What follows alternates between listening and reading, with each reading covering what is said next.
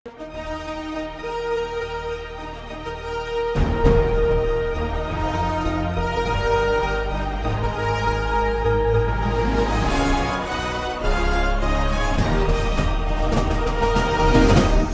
பார்த்து கொண்டிருப்பது உங்கள் ஜாஷ்வா டிவி. சகல ஜனங்களுக்கும் நற்செய்தி.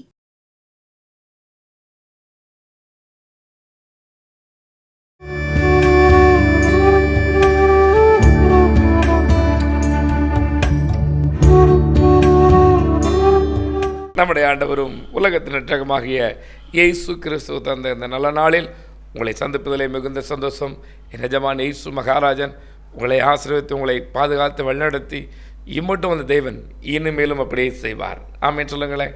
என் ஆண்டவர் சொல்லுகிறார், நான் தாங்குவேன், தப்புவிப்பேன், எந்துவேன், சுமப்பேன், இதுவரை இதை செய்து வந்தேன், இனிமேலும் அப்படி செய்வேன் என்று சொன்ன தெய்வம் அப்படியே உங்களை செய்து உங்களை ஆசீர்வதித்து பாதுகாத்து வழிநடத்தும்படி நானும் இயேசு ஜீவிக்கிறார் ஊழியங்களும் உங்களுக்கு ஜெபிக்கிறது.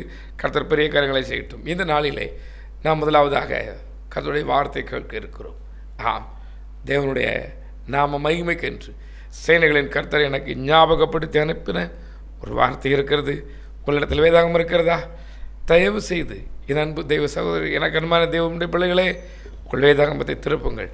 திருப்பி லூக்கா 13ஆம் அதிகாரம் 6ஆம் வசனத்திலிருந்து ஒரு சம்பவம் இருக்கிறது. இதை உங்களுக்கு கற்றுக் கொடுக்கும்படி ஆண்டவர் எனக்கு இருக்கிறார். என்னோடு திருப்புங்களேன். லூக்கா 13ஆம் அதிகாரம் 6வது வசனம். அப்பொழுது இயேசுவின் இரட்சகர் ஒரு உவமையை சொன்னார். ஒருவன் தன் திராட்சை தோட்டத்தில் ஒரு அத்தி மரத்தை நட்டிருந்தான். அவன் வந்து அதிலே கனியை தேடின பொழுது ஒன்றும் காணவில்லை.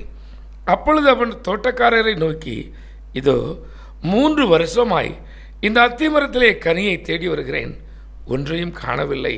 இதை வெட்டி போடு, இது நிலத்தையும் ஏன் கெடுக்கிறது என்றார். அதற்கு அவன், ஐயா, இந்த வருஷமும் இருக்கட்டும், நான் இதை சுற்றிலும் கொத்தி எருப்படுவேன். கனி கொடுத்தால் சரி, கனி கொடாவிட்டால் இனிமேல் இதை வெட்டி போடலாம் என்று சொன்னார் என்றார். ஆண்டவரும் உலகத்தின் இரட்சகருமாகிய இயேசு கிறிஸ்து சொன்ன ஓர் மாதிரி, ஓர் உவமை. என் அன்பு சகோதரனே, இங்கே ஒரு மனிதன் திராட்சை தோட்டத்தை போட்டிருக்கிறார். திராட்சை தோட்டம் என்றால் கொடி வகை சார்ந்தது. அந்த கொடிகள் உள்ள அந்த திராட்சை தோட்டத்திலே ஒரு ஆசையாய் ஒரு அத்தி மரத்தை கொண்டு வந்து நட்டிருக்கிறார். இன்றைக்கு அநேகருக்கு இடம் இல்லாட்டாலும், மரம் வைக்க இடம் இல்லாட்டாலும், ஏதாவது பூஞ்செடியாவது கொண்டு வந்து வைப்போம், இல்லை எதையாவது ஒரு மரத்தை வைப்போம்னு சொல்லி எப்படியாவது அந்த கொஞ்சம் இடத்துல வச்சுருப்பாங்க, ஆசையாக வச்சுருப்பாங்க. அதுக்கு இன்னும் கொஞ்சம் இடத்த ஒதுக்கி ஏதாவது கொஞ்சம் பூ பூத்துருக்குதா, கொஞ்சம் பழங்கள் பழுக்கிறதா எப்படின்னு ஏதாவது ஒரு மரத்தையோ செடியை வச்சு பார்ப்பது நம்முடைய வழக்கம். அப்படித்தானே? அதே போல் அங்கே ஒரு தோட்டக்காரர் அத்தி மரத்தை கொண்டு போய் வைத்தார். இது மரம், கொடி வகையல்ல, இது மரம். இந்த மரத்தை இவர் வளர்த்து கனி தரக்கூடிய 3ஆம் வருஷம், கனி தரக்கூடிய 3ஆம் வருஷம் ஊனுன அன்றைக்கு நட்டுன உடனே கிடையாது. அது நட்டு ஒரு வேளை 10 வருடத்துக்கு பின்பு கனி தரக்கூடியது என்றால் 10 வருடத்துக்கு பின்பு 1ஆம் வருஷம் போய் பார்க்கிறார். இந்த வருஷம் இது கனி தரக்கூடிய வருஷம் ஆயிற்றே, இது கனி தருகிறதா பார்ப்போம் என்று மரத்தை பார்க்கிறார். மரம் செழிப்பாயிருக்கிறது. அப்படி தானே? செழிப்பாயிருக்கிறது. ஆண்டவராகிய இயேசு கிறிஸ்து அத்திமரத்தை சபித்தார் என்றும் வேதத்தில் நாம் பார்க்கிறோம். அந்த மரம் பார்வைக்கு பெரிசா இருந்துச்சு. எல்லோரும் பார்த்தாங்க. வழியருகே இருக்கிற ஒரு மரம். யாரும் அந்த தோட்டக்காரனுக்கு பயந்து ஒருவேளை உள்ளே போகலை விழுக்க, ஏன்னா காவல் இருக்குது, தோட்டத்துக்கு அடைப்பு இருக்கிறது, உள்ளே போகலை. அந்த மரம் மரமாக தான் நின்றுச்சு. என் ஆண்டவர் சபித்தார். சபித்த மாத்திரத்தில் பட்டு போயிற்று என்று வேதம் சொல்கிறது. ஏன் சபித்தார் என்றும் அதில் இருக்கிறது. அது அத்திப்பழ காலம் இல்லை, ஆனால் காய்க்கக்கூடிய எந்த தன்மையும் இல்லை. அதனால தான் எனக்கு அன்பான சகோதரனை, இந்த அத்திமரத்தை காய்க்கக்கூடிய வருடங்களிலே எஜமான் 3 முறை பார்க்கிறார். 3 முறையும் கனி இல்லை. உடனே தோட்டக்காரரை கூப்பிட்டு, இங்கே வா, நான் ஆசையாய் திராட்சை தோட்டத்தில் அத்திப்பழத்தை வைத்திருந்தேன், ஒரு நாளும் ஒரு பழமும் இது பழுக்கிறது இல்லையே. ஏன் இந்த மரம் இருக்க வேண்டும்? இதை வெட்டி போடு. ஏன் இது இருக்க வேண்டும்? இதை வெட்டி போடு என்று சொல்கிறார். தோட்டக்காரர் சொல்ற, ஐயா, இந்த மரம் இந்த வருஷம் இருக்கட்டும். நான் இன்றைக்கு சொல்கிற ஒரு தலைப்பு, இந்த செய்தியின் தலைப்பு, இந்த வருஷம் இருக்கட்டும், இந்த மரம் இந்த வருஷமும் இருக்கட்டும் என்று சொல்லியிருக்கிறார். நான் இதை கொத்தி போடுவேன், எனக்கு நன்றை தேவையான எல்லாவற்றையும் செய்வேன். கனி கொடுத்தால் சரி, கொடாவிட்டாலும் வெட்டி போடுவோம் என்றார். நான் இந்த மரத்தை 3 பிரிவாய் உங்களுக்கு சொல்லலாம் என்று இருக்கிறேன். என கண்மான தேவனுடைய ஜனமே, முதலாம் பருவம் 3 வருடம் என்று சொன்னார். நான் 3 பருவங்களாய் உங்களுக்கு சொல்கிறேன்.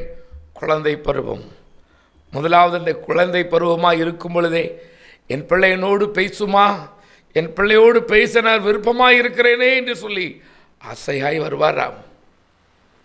தாய் தகப்பன் புதிதாய் பிறந்த அந்த குழந்தைக்கு 1 மாதம் இருக்கும்போதே, டேய் அப்பா வராரு பாரு, உங்கள் பாட்டி வருது பாரு, உங்கள் சித்தி வருது பாரு, உங்கள் அண்ணன் வராரு பாரு, உங்கள் பெரியம்மா வருது பாருன்னு சொல்லி ஒன்றும் பேச முடியாதப்போ, பேச தெரியாதப்போ கூட இந்த தாய் சொல்லி கொடுத்துக்கிட்டே இருப்பா. அப்படித்தானே? இது உங்கள் தாத்தா, இது உங்கள் பெரியப்பா, இது உங்கள் சித்தப்பா, இது உங்கள் மாமா, இது உங்கள் அண்ணன். எப்போ அந்த பிள்ளை 1 மாதம் 2 மாதம் 3 மாதமாக இருக்கும்போதே பேசுறதுக்கு வர்றதுக்கு முன்னிட்டே சொல்லி கொடுப்பாங்க. கொஞ்சம் நாள் ஆகும் அந்த பிள்ளைக்கு பேச ஆரம்பிக்கும். எப்படி?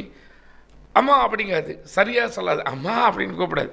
அம்மா அப்படின்னா போதும், உடனே என்ன அம்மானு கூப்பிட்டுட்டா பாரு, நீ அம்மானு கூப்பிட்டா பாரு, அப்பா அப்படிங்கும். அப்பான்னு சொல்ல முடியும், அப்பா அது தற்செயல சொல்லும். உடனே எப்போ என்னை அப்பான்னு கூப்பிட்டுட்டா, இன்னைக்கு சந்தோஷம். தாத்தான்னு கூப்பிட்டுட்டா, பாட்டின்னு கூப்பிட்டா, அத்தைன்னு கூப்பிட்டா சொல்லி அந்த பிள்ளை பேசினது உடனே சந்தோஷத்தை பார்க்குமே.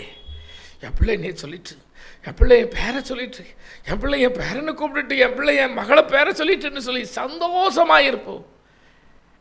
என் அன்பு சகோதரனே, என் அன்பு சகோதரியே, உன்னை உருவாக்கினவரும் உனக்காய் பரிதபிக்கிறவரும் உனக்காய் தன்னுடைய சொந்த ரத்தத்தை மனப்பூர்வமாய் சிந்த கொடுத்து உனக்காய் உன் அருகே ஒருவர் பாதுகாத்து கொண்டிருக்கிற தெய்வமும் இதைத்தான் விரும்புகிறார். என் பிள்ளை என்னை அப்பா என்று அழைக்காதா? என் பிள்ளைக்கு நான் தகப்பனை போல எவ்வளவு காரியங்களை செய்திருக்கிறேன். என் பிள்ளைக்கு தாய் இல்லாத இந்த பிள்ளைக்கு தாயாய் நான் இருந்து என்னவெல்லாம் செய்து வருகிறேன். ஆபத்தை விலக்கி, நாசமோஷ்டங்களை விலக்கி, சத்ருவின் வல்லமைகளுக்கு விலக்கி ஆசீர்வாதத்தை தந்து இவளை இவ்வளவாய் வளர்த்து வருகிறேனே. என் பிள்ளை என்னை அப்பா என்று அழைக்கவில்லையே, என் பிள்ளை என்னை தாயாய் ஏற்றுக்கொள்ளவில்லையே என்று ஏக்கத்தோடு தான் இருக்கிறார். முதலாம் பருவத்திலே வந்து பார்த்திருக்கிறார். இந்த பிள்ளை அப்படி விளையாட்டு பிள்ளை, சட்டக்கார பிள்ளை, அப்படித்தானே? விளையாட்டு பிள்ளை, விளையாட்டுகள் அப்படியே போயிருச்சு. பைபிள் வாசிக்காது, ஜெபம் பண்ணாது, எதுவும் இருக்காது.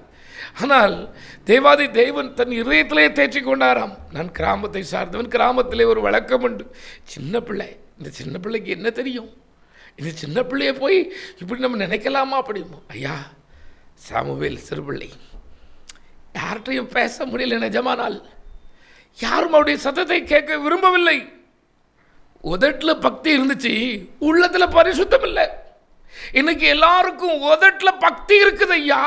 இந்த உதட்டில் எவ்வளவு வேகமா பக்தியோடு பேசுகிறான், வைக்கிறான், ஆனால் உள்ளத்தில் பரிசுத்தம் இல்லை. இன்றைக்கு அதைத்தன்னை ஆண்டவர் தேடுகிறார்.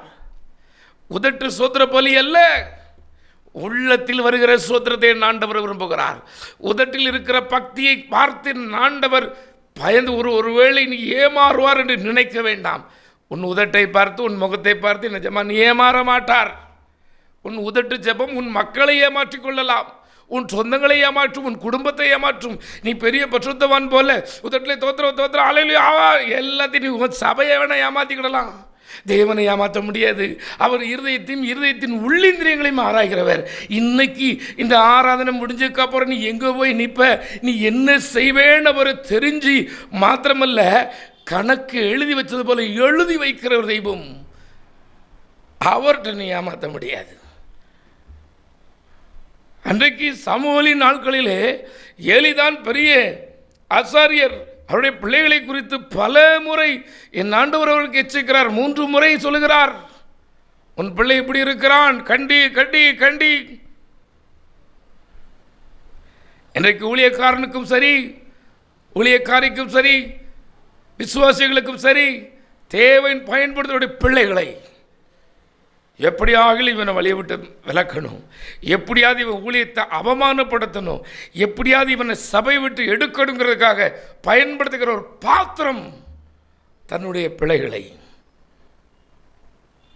இவன் எவ்வளோ பண்ணிட்டான் பார்த்தீங்களா, இவமெல்லாம் ஊழியத்துக்கு போகலாமான்னு சொல்லுவான். ஊழியத்துக்கு அவனுக்கு சம்மதம் இருக்காது, தேவனே அவனுக்கு தெரியாது, அவன் பரிசுத்தவான் போல சொல்லுவான். என் சகோதரனே, என் சகோதரியே, உன் பிள்ளையை கர்த்தருக்கு ஒப்புவித்து விடு, அவருடைய பாதத்தில் வை. அருமையான தேவ மனிதர் அகஸ்டின் ஜெபக்குமார் ஐயா சொல்வார்கள், என் தாய் ஒரு டீச்சர், நான் சங்கீதமோ மனப்போ எல்லாம் வேத வசனம் வாசித்து ஒப்பித்தால் ஒழிய சாப்பாடு தர மாட்டாங்க அப்படின்னு. ஒன்றும் வருத்தம் இல்லைடா மகனே, நீ இன்னும் வேத பாடம் ஒப்பிக்கலை, ஒப்பிச்சதுக்கப்புறம் நீ சாப்பிட்டுக்கோ, உனக்கு எப்போ முடியுதோ அப்போ ஒப்பி அப்போ சாப்பிட்டுக்கோன்றுவாங்களாம். இன்றைக்கி பிள்ளைகளை பெற்றோர்கள் வளர்க்குற விதம் எப்படி இருக்கிறது? பெற்றோர்களைத்தான் பிள்ளைகள் வளர்க்குறது அநேக வீட்டில். உனக்கு என்ன தெரியும், உனக்கு நரகம் தெரியுமான்னு கேட்டு பாருங்க. என்ன உன் பிள்ளை அப்படி கேட்கும்போது, ஆமாப்பா எனக்கு தெரியும், உனக்கு நரகம் தெரியுமா, அங்கே நீ பெயரக்கூடாது இருந்தால் உனக்கு இவ்வளோ கண்டிப்பு, அங்கே நீ பங்காளி ஆயிரக்கூடாது இருந்தால் உன்னை இவ்வளவாய் நான் வருத்துக்கிறேன். உனக்கு ரொம்ப போர் அடிக்குதோ, கொஞ்ச நேரம் வாழ்க்கையில் உனக்கு போர் அடிச்சிச்சுன்னா நிரந்தர வாழறதுக்கு எப்படி உன்னை நீ தயார் பண்ணி கொள்வாய்? என்னாடு உன்னோடு பேசட்டும், என்னாடு உன்னோடு பேசட்டும். இளைஞனாக இருக்கும்போதே என் ஆண்டவருடைய நாம மையப்படட்டும். இது வாலிப சின்ன பிள்ளைகளை என் ஆண்டவர் ஏற்றுக்கொள், கர்த்தருக்கென்றாய் வாழ், கர்த்தர் உன்னை உயர்ந்த இடத்தில் வைப்பார். ஒரு சந்ததிக்கு கிடைக்காத இடம், ஒரு சந்ததி வர முடியாத இடத்துக்கு ஆண்டவர் வைப்பார். அருமையான குட்டி பிள்ளைங்களே, தேவன் உங்களை அதை செய்வாரம்மா, ஐயா செய்வார். அருமையான பிள்ளைகளே, தேவன் உங்களுடைய ஜெபத்துக்கு ஆசையாய் காத்திருக்கிறார். 2ஆம் பருவம் வாலிப பருவம். வாலிப பருவம் தான் இன்றைக்கு ஒரு பிசாசுக்கு பிடித்த ஒரு பருவம். உங்களுக்கு அத்தனை விதவிதமான வழியில் இழுத்துப்படுகிறான். கொஞ்சம் ஆயிடுச்சு அந்த வாலிப பிள்ளைங்களுக்கு, வாலிப பிள்ளைக்கு வருகிற ஒரே ஒரு உனக்கு ஒன்றும் தெரியாது மம்மி, உங்களுக்கு ஒன்றும் தெரியாது டேடி, உங்களுக்கு என்ன தெரியும் உலகம், நான் செல்போனில் அதை செய்வேன் இதை செய்வேன், நீ சீரழிஞ்சு போவியே, அது உனக்கு தெரியுமா? என் ஃப்ரெண்ட்ஸ்லாம் எப்படிப்பட்ட ஆட்கள் தெரியுமா, ஐயோ நீ மறுபடி பிறக்காமல் போயிடுவியே, உனக்கு அந்த அனுபவம் இல்லாமல் பெருமே. தேவாதி தேவனிடத்தில் அபிஷேகத்தை பெற்ற வல்லமையை பெற்ற உன்னுடைய தாய் தகப்பனை போல நீ இல்லாமல் போய்விடுவாயே. என் அன்பு தேவனுடைய ஜனமே, வாலிபனே, வாலிப பிள்ளைகளே, இன்னைக்கு அநேக வாலிப பிள்ளைகளுக்கெல்லாம் ஒரு பெரிய ஏக்கம் என்ன தெரியுமா? காதலிக்கிறது குற்றமா? குற்றமே கிடையாது, அப்படித்தானே? ஆமாம், குற்றமே கிடையாது. வேதம் சொல்லுகிறது, நீ வாலிபனாகி பெரியாளாகி உன் கணவனை காதலி, உன் மனைவியை காதலி, குற்றமே இல்லை, நல்லா இருக்கும் லைஃப். ஆமாம் என் அன்பு தேவஜனமே, வாலிபனே, உன் வழியை சீர்தூக்கிப்பார். உனக்கு யார் போதிக்கிறார்? உன் நண்பர்கள் உன்னை போதித்து நல்ல வழியில் நடத்துகிறானா? உன்னை ஒருவர் பார்த்து கொண்டே இருக்கிறார். நீ எப்பொழுது என்னிடம் வருவாய் என்று என் நிஜமான இயேசு மகாராஜன் உன்னை பார்த்து கொண்டே வருகிறார்.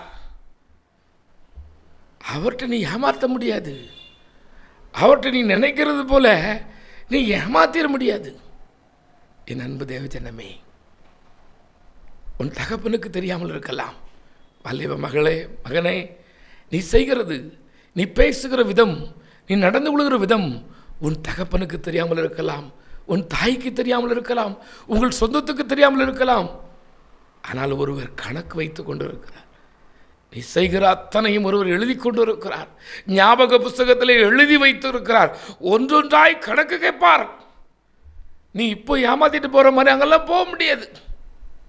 இப்போ உங்கள் அம்மாவை விரட்டுறது மாதிரி அங்கே விரட்ட முடியாது. கவனி, என் ஆண்டவர் உன்னை தேடுகிறார். வாலிபன் தன் வழியை எதனால் சுத்தம் பண்ணுவான் என்று வேதம் சொல்கிறது. வேதத்தின் மூலம், வேத வார்த்தையின் மூலம். ஐயா, என் ஆண்டவருடைய நாம் மையப்படுவதாக. நீ வேதத்தை இருதயத்தில் ஏற்றுக்கொள்ளாதபடி, வேத வசனத்தை நீ உன் இதயத்துக்குள்ளே எடுத்துக்கொள்ளாதபடி நீ எத்தனை ஜெபம் செய்தாலும் அவருக்கு அருவருப்பானது. ஜெபம் அருவருப்பானதுன்னு வேதம் சொல்கிறது. ஐயா, வேதத்தை கேளாதபடி, ஆண்டவரே இயேசு கிறிஸ்துவின் வார்த்தையை கேளாதபடி, அவருடைய பிரசன்னத்தை உணராதபடி, அவருக்கு சாட்சியாய் பிரியமாய் வாழாதபடி நீ ஜெபிக்கிற உன்னுடைய ஜெபம் அருவருப்பானது. வாலிபத்தை காத்துக்கொள், வாலிபத்தை காத்துக்கொள். என் ஆண்டவனோடு பேச விரும்புகிறார். 3வது பருவம், முதுமை பருவம். என் ஆண்டோடைய நாம் மையப்படட்டும்.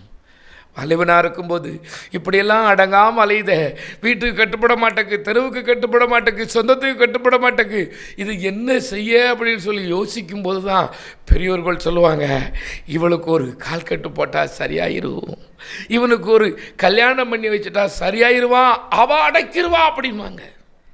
அப்படி தானே? அடக்கப்பட்டது நிறையா உண்டையா, அடங்காமல் அலைதது உண்டு. ஆமேன். அப்படித்தானே? கல்யாணத்துக்கு முன்னாடி அண்ணனுடைய வேகம் என்ன, அண்ணனுடைய பந்தா என்ன, அண்ணனுடைய பேச்சு தெனாவட்டெல்லாம் இருக்கும். முடிஞ்சதுக்கப்புறம் அப்படியா வாயும் போய் ஒரு ராட்சசியை கட்டி வச்சுருக்காங்க. ஐயா, வாழை சகிக்கலம்மா. என் சகோதரனே, உன் வாழ்வு என் ஆண்டவருக்கு ஒப்பு கொடுக்கும் பொழுது சந்தோஷமாக இருக்கும். எனக்கு அன்பான கர்த்தருடைய பிள்ளையே, அந்த 2ஆம் பருவத்திலே தேடுகிறார். நான் கிராமத்திலே சொன்னது போல, அந்த அந்த அந்த கிராமத்திலே சொல்கிறது போல, ஐயா இவருக்கு ஏதாவது நீங்கள் செஞ்சால் நல்லாயிருக்கும்னு நினைக்கும்போது திருமணத்தை முடிச்சு வைப்பாங்க. திருமணத்துக்கு பின்பு இவன் மனம் போல் அலைஞ்சாமண்ணா சொல்லுவாங்க, இனி செத்தா தாம்பலுக்க. ஐயா, இன்றைக்கு நீங்கள் எந்த இடத்துல இருக்கிறீர்கள்? வாலிபனாக இருக்கிறீர்களோ? 3வது பருவம் முதுமை பருவமாக இருக்கிறது. அந்த முதுமை பருவத்திலே ஆண்டவருடைய வேத விதமாய் சொல்கிறது. அவர் சொல்கிறார், நான் மெய்யான திராட்சை செடி, என்னிடத்தில் கனி கூடாது இருக்கிற கொடி எதுவோ அதை அவர் அறுத்து போடுகிறார் என்று.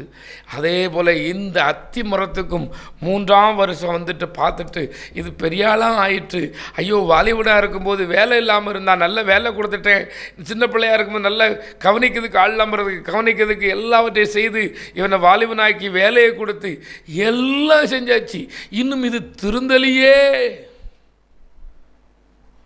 அப்போ தான் சொல்ல, நான் கொத்தி உர வைக்கிறேன்.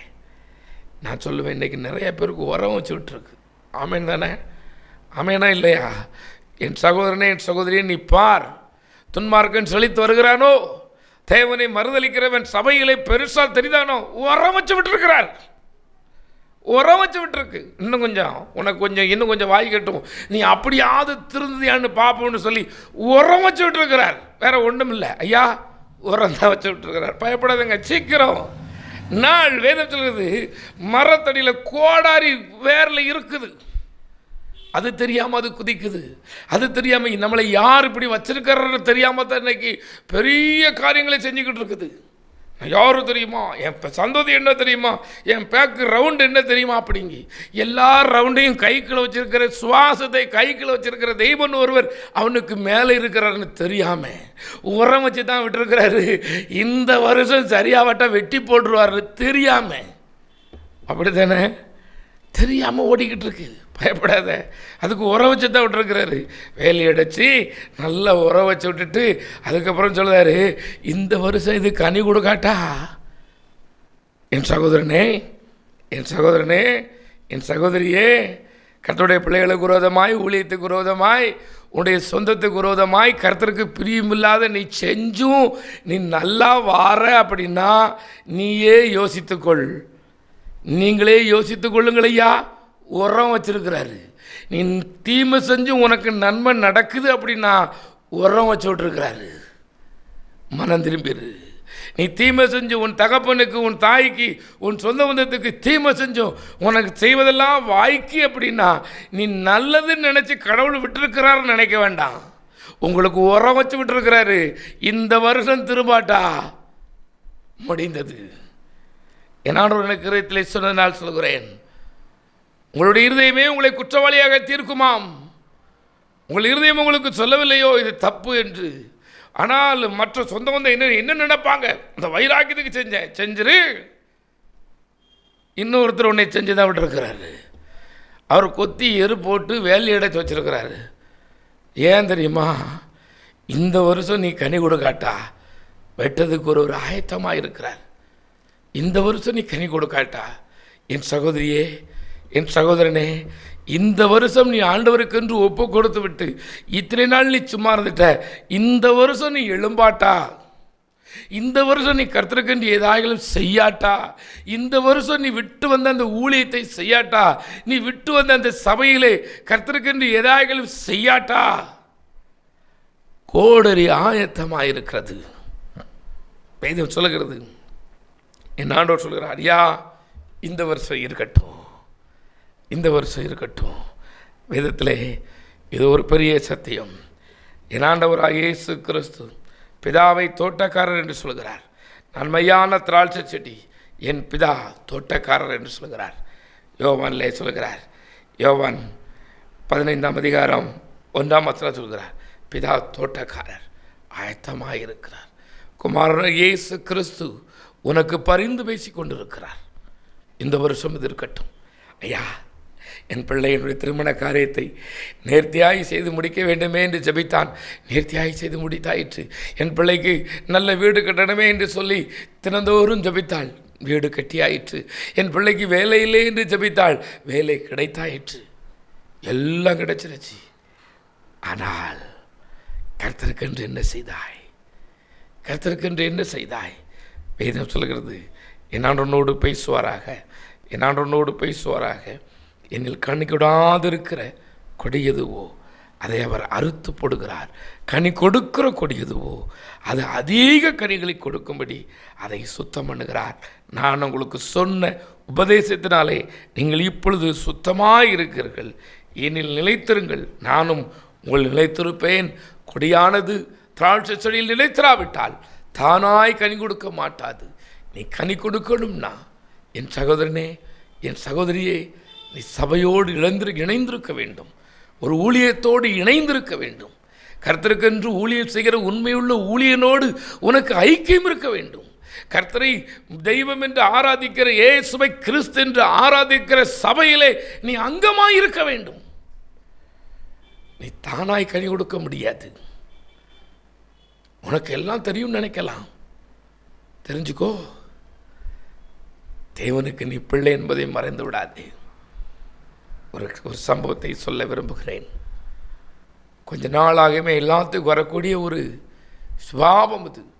நம்ம தான் எத்தனை முறை பாசாச்சு, நமக்கு தெரியாத சத்தியமா, நமக்கு தெரியாத உபமை உள்ளே இருக்குதோ, நமக்கு தெரியாத இது எது உள்ளே இருக்குது அப்படின்னு சொல்லி ஒரு எண்ணம் கிறிஸ்தவராய் பிறந்த ஒவ்வொருவருக்கும் சிலருக்கு வந்து விடுகிறது. இப்படிப்பட்ட ஒரு கிறிஸ்தவன் வந்தான். அவன் ஒரு ஜெபக்குழுவை ஆரம்பித்தான். அப்படி கிறிஸ்துவுக்குள் வரையும் பார்த்தீங்கன்னா எனக்கும் இப்படி இருந்துச்சு, ஏதாவது செய்யணும்னு சொல்லி அப்படி சின்ன சின்ன செப்பக்குழு, அப்படி வீட்டு விடா செப்பக்குழு, ஊர் ஊரா செப்பக்குழு, அப்படி செப்பக்குழுவெல்லாம் ஆரம்பித்தான். ஆரம்பிக்கையும் பக்கத்துக்கா வீட்டுக்காரன் ஒன்று சொன்னான், இலவோ குடும்பம் எப்படிப்பட்டதில்ல, உன் சொந்தம் எப்படிப்பட்டதில்ல, நீ யாரில் பெரிய அந்த யோக்கியம் போல நீ வீடு ஊடா சோம் பண்ணிட்டு ஊர் ஊரா சோம் பண்ணிட்டு ஏசு ஏசுன்ட்டு அலைதியோ, அவ்வளவுதான். இவன் நம்மளை இப்படி சொல்லிட்டானே, இவன் இப்படி சொல்லிட்டானே, இனி நான் ஊழியத்துக்கு போக மாட்டேன் கர்த்தாவே, இவன் இன்னும் இப்படி பேசிட்டான் கர்த்தாவே, நான் இனி ஊழியத்துக்கு போக மாட்டேன் கர்த்தாவே. போகலை. ஊழியத்துக்கு நான் போகிறவர்கள் கூப்பிடுகிறார்கள். அவருக்கு ஒரு பெயர் இருந்தது, டேவிட். டேவிட் வாங்க ஊழியத்துக்கு போவோம். இல்லை, என்னை அவன் அப்படி பார்த்து சொல்லிட்டான், என்னை அப்படி சொல்லிடக்கூடாது, கர்த்தர் அவனை விட்டுருக்கக்கூடாது, கர்த்தர் அவனை இன்னும் கொல்லாமல் இருக்கிறார், ஆனால் நான் ஊழியத்துக்கு வரல, என்னை அவன் குறை சொன்னவன் செத்துட்டான்னா நான் ஊழியத்துக்கு வருவேன், வரவே மாட்டேன் அப்படின்னாச்சு. இன்றைக்கி நிறைய பேர் அப்படி தான் நினைக்கும், எனக்கு ஆண்டவர் இதை செய்யாட்டா நான் கோயிலுக்கு போக மாட்டேன். ஆமாம், எனக்கு இதை செய்யலை, எங்கள் அப்பா செத்துட்டார், எங்கள் அம்மா செத்துட்டார், என் பிள்ளை செத்துட்டு, என் சொந்தம் செத்து போச்சு, நான் எப்படி கோயிலுக்கு வருவேன்? நீ சாகாமல் இருக்கலாம், அதுக்காக கோயிலுக்கு வா. ஆமென். என் அன்பு தேவஜனமே, எனக்கு அருமையான தேவனுடைய பிள்ளைகளே, தேவன் உங்களுக்கு எத்தனை முறை தவணையாய் கொடுத்திருக்கிறார் இந்த ஆண்டு. அந்த டேவிட்டுக்கு கோயிலுக்கு வர விருப்பம் இல்லை. இது ஒரு ஊழியர் கேள்விப்பட்டிருக்கிறார். அவர் போயிருந்தப்போ அந்த தேசம் குளிர் தேசம், அந்த குளிரில் அந்த குளிர் காய்கிறதுக்காக அவங்க அப்படி தீ மூட்டி அந்த டேவிட் அங்கே ஜாலியாக அவர் மாத்திரம் இருக்கிறார். இந்த ஊழியர் போனதும் சொல்லியிருக்கிறார், தம்பி டேவிட், நீ ஊழியத்துக்கு போலியாப்பா? நான் போகல, எனக்கு அவன் பேச எனக்கு பிடிக்கல, எனக்கு அவன் அப்படி பேசிட்டான் இவன் இப்படி பேச, நான் இன்னும் எப்படி போவேன்? நான் தனியாகவே ஆராதிக்கிறேன், தனியாகவே ஜெபிக்கிறேன், நான் எனக்கு தனியாகவே நான் எல்லாம் நடத்திக்கிடுதேன், நான் ஒன்றும் அப்படி ஒன்றும் பரிசுத்த விட்டு விலகலை, எல்லாத்தையும் விட்டு விலகலை, நான் கரெக்டாக தான் இருக்கேன் அப்படின்னு சொல்லியாச்சு. வேறு ஒன்றும் சொல்லலையா? ஒரே ஒரு விறகு அப்படி எடுத்து தனியாக வச்சுட்டாராம். எரிந்து கொண்டு இருக்கிற அந்த விறகில் ஒரே ஒரு விறகை எடுத்து தனியாக வைத்து விட்டார். அவ்வளவுதான். சில நொடிகளில் அந்த எரிஞ்சுக்கிட்டு இருக்கிற அந்த கம்பு அப்படி தீ இழந்தது, தணலை இழந்தது, எரிகிறதை நிறுத்தி விட்டது. இந்த ஊழியர் சொன்னாரா, புரிகிறதா என்றார். ஆம், என் தேவ ஜனமே, நீ ஐக்கியத்தை விட்டு விடாதே. என்னான் உன்னோடு பேசுகிறார். நீ ஊழியத்தை விட்டு விடாதே, குழு ஜபத்தை விட்டு விடாதே, குடும்ப ஜபத்தை விட்டு விடாதே, ஆலய ஆராதனையை விட்டு விடாதே. வேதம் சொல்லுகிறது, 1 யோவான் 2ஆம் அதிகாரம் 1ஆம் வசனம் சொல்கிறது, என் பிள்ளைகளே, நீங்கள் பாவம் செய்யாதபடி இவைகளை உங்களுக்கு எழுதுகிறேன். ஒருவன் பாவம் செய்வானானால் நீதிபரராக இருக்கிற இயேசு கிறிஸ்து நமக்காய் பிதாவினிடத்தில் பரிந்து பேசிக் கொண்டு இருக்கிறார் என்று.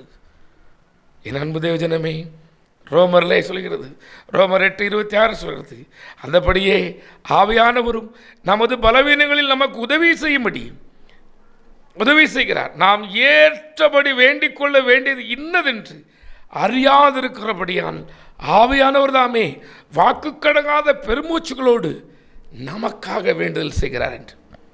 உனக்காக ஒருவர் வேண்டுகிறார், உனக்காக ஒருவர் பரிதபித்துக் கொண்டிருக்கிறார். நீ இந்த வருடம் வெட்டப்பட்டு விடக்கூடாது என்று பரிதபித்துக் கொண்டிருக்கிறார். இந்த வருடம் உனக்கு அழிவு வரக்கூடாது என்று ஒருவர் பரிந்து பேசிக் கொண்டிருக்கிறார். இன்றைக்கு மனம் திரும்புவாயா? கண்களை மூடி, மகா இரக்கம் கிருபையும் பிள்ளைகள் பரலோக பிதாவை, இயேசு அப்பா, நான் உடைய அடிமை என்றும் நீர் என்னுடைய எஜமான் என்று உடைய பிள்ளைகளுக்கு சொன்னேன். நீர் சொன்னவுடைய வார்த்தைகளை சொன்னேன். எங்களுக்காய் நீர் பரிந்து பேசிக் கொண்டிருக்கிறீர். இந்த வருடம் இருக்கட்டும், இந்த வருடம் இருக்கட்டும் என்று. 40 வயதாகிவிட்டது, 50 வயதாகிவிட்டது, 70 வயதாகிவிட்டது, 55 ஆயிற்று, 25 ஆயிற்று. ஐயோ, இந்த வருஷம் இருக்கட்டும். நியாயமாய் இன்னைக்கு வெட்டப்படக்கூடிய மரம் ஐயா, கனியற்ற வாழ்வு இனி வேண்டாம். கனிதர எனக்கு உதவி செய்யுங்கப்பா. கனியற்ற வாழ்வல்ல, இனி கனிதர எனக்கு உதவி செய்யும். உடைய பலன் தாரும். வியாதிகள் மாறட்டும், சத்துரு வல்லமைகள் செயலற்று போகட்டும். பலவீனப்படுத்துகிற பொல்லாத பிசாசின் வல்லமைகள், தந்திர மந்திரங்கள் எல்லாம் நசரேயனாகிய இயேசு கிறிஸ்துவின் நாமத்தினாலே செயலற்று போகட்டும். புது கிருபை, புது வல்லமை உடைய பிள்ளைகளை தொடட்டும் அப்பா. புதிய ஆண்டவரே ஆசீர்வாதத்தோடு, புதிய கிருபையோடு ஒரு பிள்ளைகள் ஊழியத்தை செய்யட்டும் பிதாவே.